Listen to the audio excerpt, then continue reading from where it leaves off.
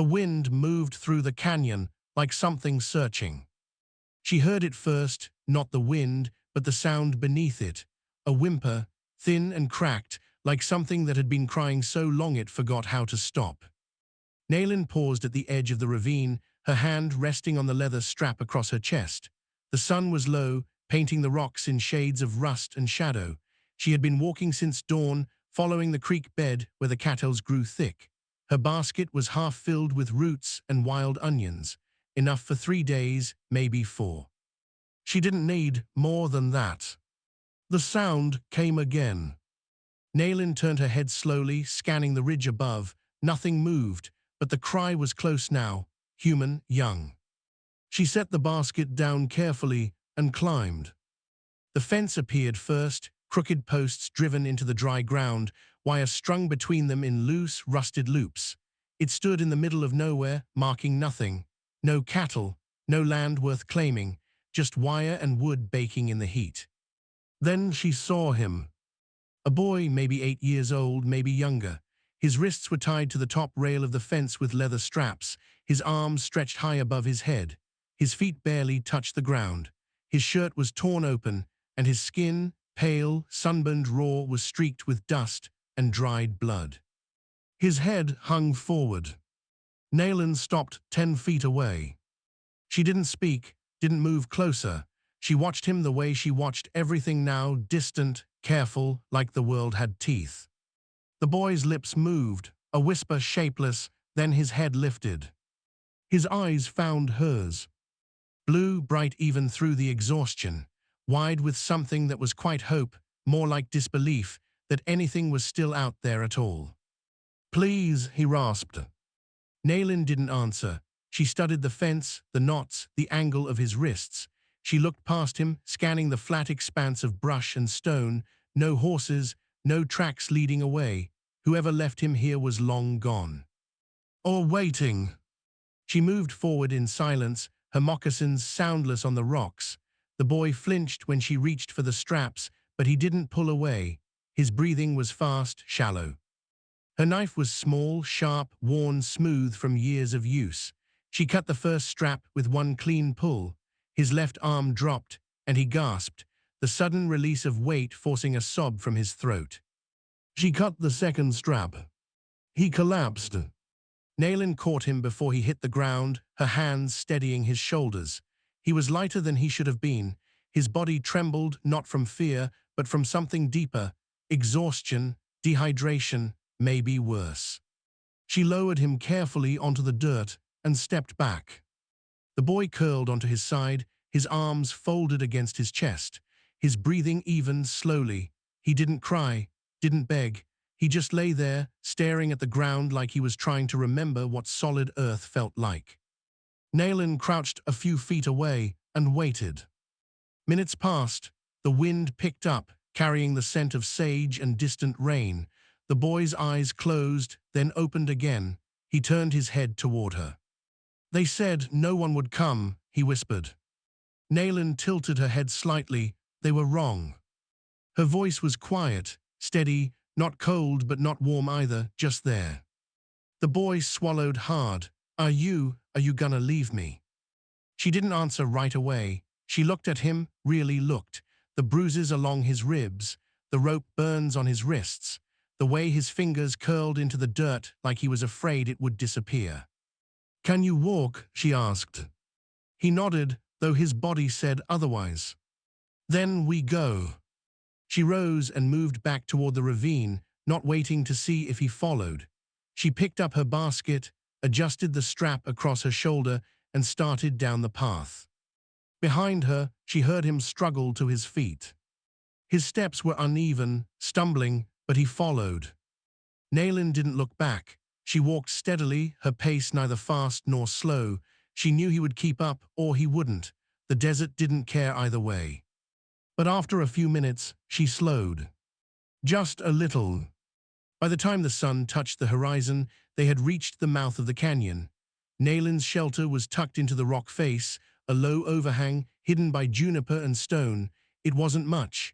A fire pit, a bedroll, a few clay pots stacked near the back. She dropped the basket, and motioned toward the ground. Zed. The boy collapsed immediately, his legs folding beneath him. He leaned against the rock wall, his head tipping back, eyes half closed. Naylin built a small fire without speaking. She moved efficiently, her hands sure. When the flames caught, she filled a clay cup with water from a leather pouch and handed it to him. Slow, she said. He took it with shaking hands and drank like he'd forgotten what water was. She let him finish, then refilled it. This time, he drank slower. She didn't ask his name, didn't ask where he came from or who tied him to that fence. She didn't need to know, not yet. Instead, she pulled a strip of dried meat from a pouch and set it beside him. He stared at it for a long moment, then picked it up and ate. The fire crackled softly, the canyon darkened, stars appeared, cold and infinite. The boy's breathing deepened, his eyes drifted shut. Naylin sat across the fire, watching him. Her face was unreadable in the flickering light. She had been alone for 3 years, since the raid, since the soldiers, since the last of her people was scattered like ash across the plains. She had chosen this, the silence, the distance. But now there was a boy. And something in the way he looked at her, like she was the first solid thing he'd seen in a long time, made her chest tighten in a way she didn't like. She pulled her blanket tighter and stared into the fire. The wind whispered through the canyon. And for the first time in years, Naylin wondered if being alone was the same as being safe. The boy woke before dawn. Naylin heard him shift, heard the hitch in his breath as his body remembered the pain. She didn't move from where she sat near the fire, her knees drawn up, her back against the stone. He opened his eyes slowly, blinking against the gray light. For a moment, he looked confused, then afraid. His gaze darted around the shelter, searching for something familiar. When his eyes found her, he stilled. "You're still here," he said quietly. Naylin didn't answer. She poked at the coals with a stick, coaxing the fire back to life. The boy sat up slowly, wincing. His wrists were swollen, the skin dark and raw where the leather had bitten in. He touched one gently, then stopped, as if the pain was something he didn't want to acknowledge. "What's your name?" he asked. She glanced at him, Naylin. He nodded like he was filing it away. "I'm Thomas." She said nothing. Thomas watched her for a moment, then looked down at his hands. "My pa, he didn't tie me there." Naylin stirred the fire. "I know. It was the men who came to our house. They said my pa owed them money. They took me to make him pay." His voice cracked, but he didn't come. Naylin didn't look up. "How long?" 2 days, maybe 3. Thomas's jaw tightened. I thought maybe he was dead, or maybe he just." He didn't finish. Naylin finally raised her eyes. "Where's your house?" "South near the old mission." He hesitated. "You know it." She nodded once. Thomas leaned forward slightly. Will you take me back?" Naylin studied him. His hope was a fragile thing, small and barely held together. She could see it in the way his hands gripped his knees, the way his breath caught while he waited for her answer. She could say yes, walk him to the mission, leave him there. Or she could say no, send him on his own, let him figure it out. Either way, she would be alone again. "Your father didn't come for you," Naylin said quietly. "Why go back?" Thomas flinched. "He's still my pa. And if those men come again?" The boy's mouth opened, then closed. He had no answer. Naylin turned back to the fire. "You'll stay here 2 days, let your body heal, then we see." "But—" "2 days," she repeated, her tone final. Thomas stared at her, frustration and relief warring in his face. Finally, he nodded. The morning passed in silence. Naylin gathered more wood, checked her snares along the ridge. Thomas stayed close to the shelter, moving carefully, testing his limits. His wrists hurt, his ribs ached, but he didn't complain. By midday, he was sitting near the fire again, watching her grind roots into paste. "Do you live here alone?" he asked. "Yes." "Why?" Naylin didn't look up. Because I choose to. Thomas frowned. Don't you get lonely? Her hands paused just for a moment, then she continued grinding. Lonely is quiet, quiet is safe. That doesn't sound like living, Thomas said softly.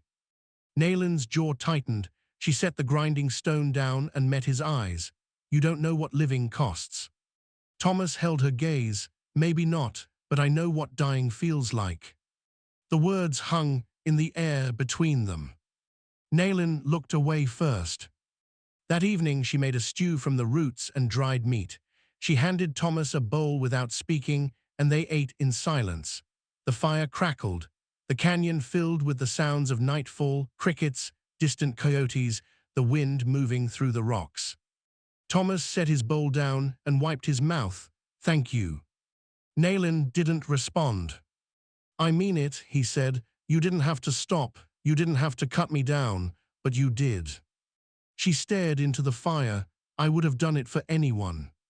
Maybe, Thomas said, but you're still doing it now. Nayland's chest tightened again, that same unfamiliar pull. She stood abruptly and moved to the edge of the shelter, her back to him. Get some sleep, she said. Thomas didn't argue. He lay down on the blanket she'd given him, curling onto his side. Within minutes, his breathing deepened. Nayland stood at the edge of the firelight, arms crossed, staring out into the dark canyon. She had survived by staying invisible, by avoiding towns, avoiding people, avoiding anything that could hurt her again. It had worked. For 3 years, it had worked. But now there was a boy who looked at her like she was something more than a shadow. And she didn't know what to do with that. The next day, a rider appeared on the ridge. Nayland saw him first, a lone figure on horseback, moving slowly along the canyon's rim. She motioned for Thomas to stay low, her hand firm on his shoulder. Don't move, she whispered. The rider stopped. He sat there for a long moment, scanning the rocks below. Then he turned his horse and disappeared over the ridge.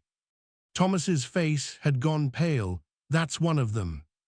Nayland's expression didn't change. You're sure? I'm sure. She nodded slowly, her mind already moving. Then they're looking. For me. For something. Thomas swallowed hard. What do we do? Nayland stood and walked to the mouth of the shelter. She looked out at the canyon, at the paths winding through stone and brush. She knew every trail, every hiding place. But she also knew that if they stayed, the men would find them eventually. She turned back to Thomas. We leave tonight. His eyes widened. Where? North into the hills. There's a place, old, hidden. They won't follow there. Why not? Because they think it's cursed. Thomas stared at her. Is it? Nayland's mouth almost smiled. No, but fear works better than walls. She moved to gather her things, the basket, the water pouch, a bundle of dried meat wrapped in cloth.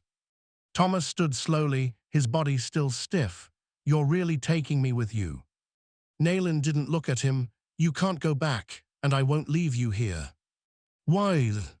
She paused, her hands stilling on the strap of her pack. Because no one should die tied to a fence, she said quietly. Thomas's throat worked. He nodded. As the sun set, they began to walk. They moved through the canyon in near darkness, the moon a thin sliver above the rocks. Nayland led, her steps sure and soundless. Thomas followed close, his breathing labored but steady. His wrists still ached, but he didn't complain. He didn't slow down. He had learned quickly that Nayland didn't wait. The path climbed steeply, winding between boulders and scrub pine. The air grew colder. Thomas pulled his torn shirt tighter around his shoulders, his teeth chattering softly. Nayland paused at a narrow ledge and glanced back. Keep up. I am, Thomas said, though his legs trembled. She studied him for a moment, then reached into her pack and pulled out a thin blanket. She draped it over his shoulders without a word and kept walking. Thomas clutched the blanket, his eyes stinging. He didn't say thank you, he had learned she didn't need to hear it. Instead, he followed. By midnight, they reached the place she had spoken of. It was a cave, tucked into the hillside and hidden behind a curtain of juniper and stone. The entrance was narrow, almost invisible unless you knew where to look. Inside, the space opened into a small chamber, dry and cool, with smooth walls worn by centuries of wind and water. Naylin ducked inside and set her pack down. Thomas followed, his legs finally giving out as he sank onto the floor. "We stay here," Naylin said. "No fire tonight." Thomas nodded, too exhausted to argue. She handed him the water pouch and a strip of dried meat. He ate slowly, chewing each bite like it was the only thing keeping him tethered to the world. Naylin sat near the entrance, her back against the stone, her eyes on the darkness outside. Hours passed. Thomas fell asleep, his breathing soft and even. Naylin didn't sleep, she listened. The wind, the rustle of animals in the brush, the distant howl of a coyote. And then hoofbeats. Her body tensed. Faint at first, but growing louder, multiple horses, moving fast. Naylin rose silently and crept to the entrance. She peered through the narrow gap in the rocks. Down below in the canyon, torches flickered. 4 riders, maybe 5. They moved in a loose line, sweeping the area, their voices low and indistinct. One of them dismounted and crouched near the ground. He studied the earth for a long moment, then stood and pointed toward the hillside. Toward the cave. Naylin's jaw tightened. She moved back inside and knelt beside Thomas. She placed a hand over his mouth gently, and his eyes snapped open. "Quiet," she whispered. "They're here." Thomas's eyes went wide, but he nodded. Naylin removed her hand and motioned for him to stay low. She pulled a knife from her belt, small, sharp, the handle wrapped in worn leather. "If I tell you to run," she said quietly, "you run, don't look back, don't stop, understand?" Thomas's voice was barely a breath. "What about you?" "I'll be fine." "I don't believe you." Naylin's eyes met his. For a moment, something flickered there, something almost soft. Then it was gone. "Then believe this," she said. "I don't let people take what's mine." Thomas stared at Age. I'm yours." Naylin didn't answer. She turned back toward the entrance. The hoofbeats grew closer. Voices now clearer, rough, impatient. "Trail ends here," one man said. "They're close," another replied. "Check the rocks." Footsteps heavy, climbing. Naylin pressed herself against the wall beside the entrance, knife ready. Thomas crouched behind her, his breathing shallow. A shadow appeared at the mouth of the cave. A man ducked inside, torch in hand. He was tall, broad-shouldered, with a face carved from hard years and harder choices. His eyes swept the chamber and landed on Thomas. "Well, hell," the man said, grinning. "There you are." He stepped forward. Naylin moved. She was fast, faster than the man expected. Her knife flashed in the torchlight, and the man shouted, stumbling backward. The torch fell, rolling across the ground. Naylin didn't stop. She drove forward, her blade aimed low, forcing him back toward the entrance. "Get out," she hissed. The man recovered quickly, his hand going to his belt. He pulled a revolver. And froze. Naylin's knife was at his throat. "Drop it," she said, her voice cold and steady. The man's eyes narrowed. "You're making a mistake, squaw." "Drop it." He hesitated, then let the gun fall. "Good," Naylin said. "Now call them off." The man laughed, a low, ugly sound. "You think I'm alone?" "I know you are," Naylin said. "The others are still at the bottom. You came up first because you're stupid." The man's grin faded. "They'll hear the shot. They'll come running." "Then we'll all die fast," Naylin said. "Your choice." The man stared at her. For a long moment, the only sound was the wind outside and Thomas's shallow breathing. Finally, the man spat. "This ain't over." "It is for tonight," Naylin said. She shoved him hard, and he stumbled out of the cave, cursing. She grabbed Thomas's arm, and pulled him toward the back of the chamber. "Move now." Thomas didn't argue. They slipped through a narrow crack in the rock, a second passage Nayland had scouted months ago. It led upward, twisting through stone, barely wide enough for Thomas's shoulders. Behind them, shouts erupted. The men had found the cave entrance. "Find them," the man roared. "Don't let them get away." Nayland pushed Thomas ahead of her, her hands firm on his back. Faster. They climbed. The passage opened onto a ledge high above the canyon, hidden from view. Nayland pulled Thomas onto solid ground and looked back. The torches were scattered below, the men spreading out, searching. But they wouldn't find the passage, not in the dark. Nayland turned to Thomas. His face was pale, his hands trembling. "You good?" she asked. He nodded, though his voice shook. "You could have died." "I didn't." "But you could have." Nayland crouched in front of him, her eyes level with his. "Listen to me. This is the world now. Danger doesn't ask permission. You fight, or you run, or you die. That's it." Thomas's lip quivered. "I don't want you to die." Nayland's expression softened, just barely. "Then don't make me regret saving you." She stood and looked out at the night. "We keep moving," she said. "Come on." They disappeared into the hills, the wind erasing their tracks. Behind them, the men searched until dawn. But the canyon kept its secrets. They walked for 2 more days. North through hills that grew steeper and greener, where the air smelled of pine and rain. Nayland moved with purpose, her pace steady, her eyes always scanning. Thomas followed, quieter now, his body stronger but his mind somewhere else. On the 3rd morning, they reached a valley. It was small, hidden between 2 ridges, with a creek running through the center and cottonwoods lining the banks. The grass was tall and soft, swaying in the breeze. It felt like a place the world had forgotten. Nayland stopped at the edge of the trees and set her pack down. "We stay here," she said. Thomas looked around. "For how long?" "Until it's safe." "How will you know?" Nayland didn't answer. She walked toward the creek and knelt, filling the water pouch. Thomas watched her for a moment, then sat down on a flat rock, his shoulders slumping. He was tired, not just in his body, deeper. Nayland returned and handed him the pouch. He drank, then wiped his mouth and looked up at her. "Can I ask you something?"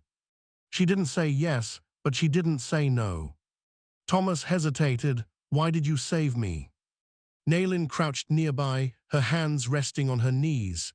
"I told you I'd have done it for anyone. But you didn't just cut me down, you took me with you, you're still here." His voice was quiet. "Why?" Nayland looked away, toward the creek. The water moved slow and clear over smooth stones. "Because I know what it's like," she said finally. Thomas frowned. What's like?" "Being left." The words hung in the air. Thomas watched her carefully. "What happened to you?" Nayland's jaw tightened. For a long time she didn't speak. Then, slowly, she began. 3 years ago, soldiers came to our camp. They said we had to leave, go to the reservation. Some of us went, some refused." She paused. "My husband refused." Thomas said nothing. "They shot him in front of me.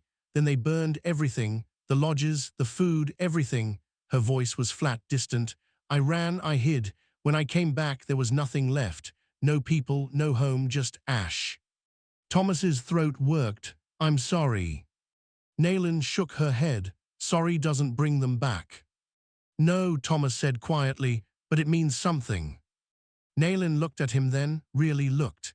His eyes were old for his age, too old, like he'd already seen more than a child should. "Your father," she said, "you said he didn't come." Thomas nodded slowly. "He's a good man, I know he is, but," he swallowed. "After my ma died, he stopped seeing me, like I reminded him too much of her. And when those men took me, I thought maybe he'd finally come, maybe he'd fight for me." His voice broke. "But he didn't." Nayland reached out slowly and placed a hand on his shoulder. It was a small gesture, awkward almost, like she'd forgotten how to offer comfort. But Thomas leaned into it. You came, he whispered. Nalen's hand tightened slightly. I did. They sat like that for a long time, the creek murmuring beside them, the wind moving through the trees. Finally, Thomas spoke again. Do you think people can start over? Nayland looked at him. What do you mean? I mean, if everything's gone, your family, your home, everything, can you still find something new? Nayland was quiet, then slowly she nodded. Maybe, if you're strong enough. Are you? She didn't answer. That evening, Nayland built a fire, small, sheltered by the rocks so the smoke wouldn't be seen. She cooked the last of the dried meat and shared it with Thomas. They ate in silence, the firelight flickering between them. When they finished, Thomas lay back on the grass and stared up at the stars. My ma used to tell me stories, he said, about the stars. She said each one was a person who lived a good life. Nayland glanced up. The sky was vast, endless. Do you believe that? Thomas asked. No. Why not? Because good people die just like bad ones, Nayland said. The stars don't care.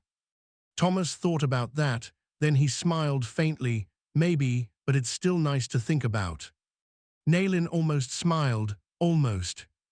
The next morning, Thomas woke to find Nayland sitting by the creek, her hands in the water. She pulled something out, a fish, silver and wriggling. She held it up, then knocked it against a rock to still it. Thomas sat up. You caught that with your hands? Yes. Can you teach me? Nayland looked at him, surprised. Then she nodded. Come. They spent the morning by the creek. Nayland showed him how to move slowly, how to read the water, how to wait. Thomas was clumsy at first, his hands too fast, too eager, but he learned. By midday, he caught his first fish. He held it up, grinning wide. I did it. Nayland's mouth curved, just barely. You did. They cooked the fish over the fire and ate together. The meal was simple, but it felt like more. It felt like something shared. Afterward, Thomas sat beside her, close enough that their shoulders almost touched. Thank you, he said. Nayland didn't respond. I mean it, Thomas continued, for everything, for teaching me, for not leaving me. Nayland looked at him. His face was open, earnest, without guile. You remind me of someone, she said quietly. Who? My brother. He was young, curious, always asking questions. Her voice softened. He died in the raid. Thomas's expression fell. I'm sorry. Nayland nodded slowly. So am I. They sat in silence, the fire crackling between them. Finally, Thomas spoke. Do you think I could stay with you for a while? Nayland's chest tightened again. That pull, that ache. I don't know how to be responsible for someone else, she said. You already are, Thomas said, and you're good at it. Nayland looked away, blinking against something she didn't want to name. We'll see, she said. Thomas smiled. And for the first time in 3 years, Nayland felt something other than emptiness. The men came one last time. It was early morning, the valley still grey with mist. Nayland heard them before she saw them, the creak of leather, the soft jingle of bridles. She was on her feet instantly, her hand on Thomas's shoulder. Stay low, she whispered. Thomas nodded, his face pale but steady. Nayland moved to the edge of the trees and peered through the brush. 3 riders, moving slowly along the ridge above. They weren't searching anymore, they were hunting. One of them was the man from the cave. He sat tall in the saddle, his eyes scanning the valley below. His jaw was set, his expression hard. Nayland's mind raced. They could run, hide deeper in the hills, but eventually the men would find them. They always did. Or she could end it. She looked back at Thomas. He was watching her, his eyes wide but trusting. Stay here, she said, no matter what you hear. Don't move. Nayland. Promise me. Thomas hesitated, then nodded. I promise. Nayland rose and walked out into the open. The riders spotted her immediately. The lead man raised a hand and they stopped. Well, well, he called down, thought you'd hide forever. Naylin stood in the center of the valley, her arms loose at her sides. I'm done hiding. The man laughed. He dismounted and started down the slope, the other two following. When they reached the valley floor, he stopped 20 feet away. You caused me a lot of trouble, squaw, he said. Cost me time, cost me money, and you put a knife to my throat.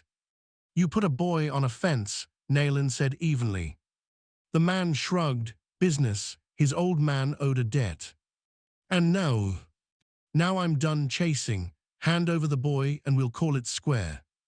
Naylin didn't move. No. The man's smile faded. You don't get a say. I do, Naylin said, because he's mine now. The man's hand drifted toward his gun. That's a bad answer. It's the only one I have. The tension crackled. The other two riders shifted, hands on their weapons. Then, from behind Naylin, a voice rang out. Hold it right there. Everyone turned. A fourth man stood at the edge of the trees, older, gray-haired, with a badge pinned to his vest. A marshal. His rifle was raised, aimed at the lead rider. Drop your guns, the marshal said, all of you.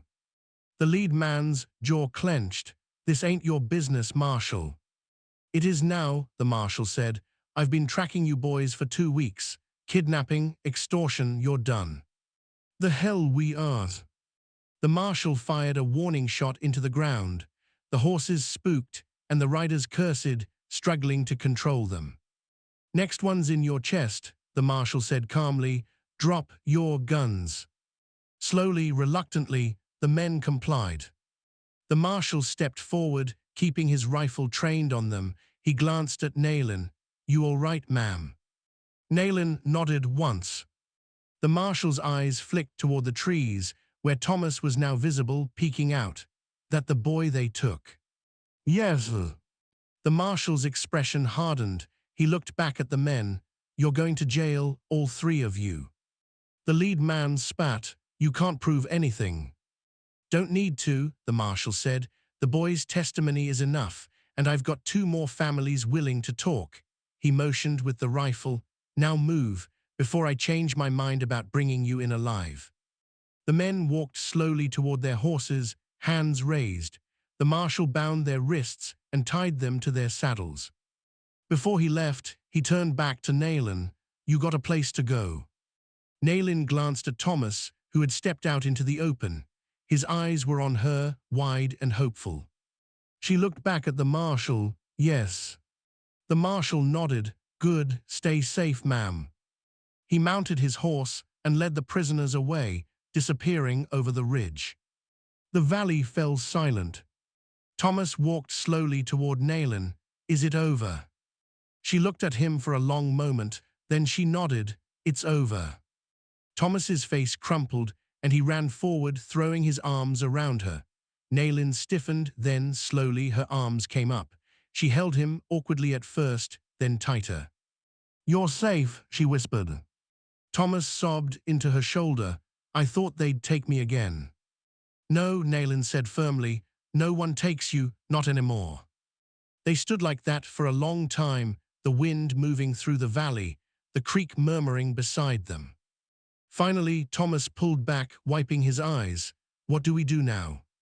Naylin looked around, at the valley, the trees, the clear sky above. We stay, she said quietly. Thomas's eyes widened. Here.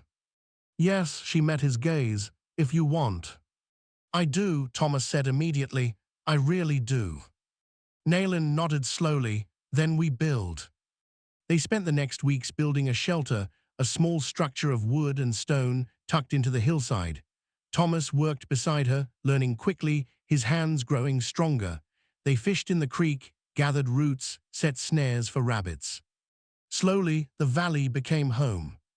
One evening, as the sun set and the fire crackled between them, Thomas looked over at Naylin. Do you think my pa ever looked for me? He asked quietly. Naylin considered the question. Maybe, but it doesn't matter now. Why not? Because you're here, and you're choosing to stay. Thomas thought about that, then he smiled. Yeah, I am. Nayland's mouth curved, a real smile this time, small but genuine. Good, she said. Years later, travelers would sometimes pass through the valley. They would see a woman and a young man working side by side, tending a garden, mending a fence. The woman was quiet, watchful, her movements sure. The young man laughed often, spoke easily, but always stayed close to her. When asked who they were, the woman would simply say, "We are family." And the young man would nod, his eyes bright. Because it was true. He had been a boy tied to a fence, left to die. And she had been a woman who chose solitude over pain. But together, Hay had found something neither expected. A home, a future, a reason to stay. The wind still moved through the canyon. But now it carried something new. The sound of laughter. The sound of life.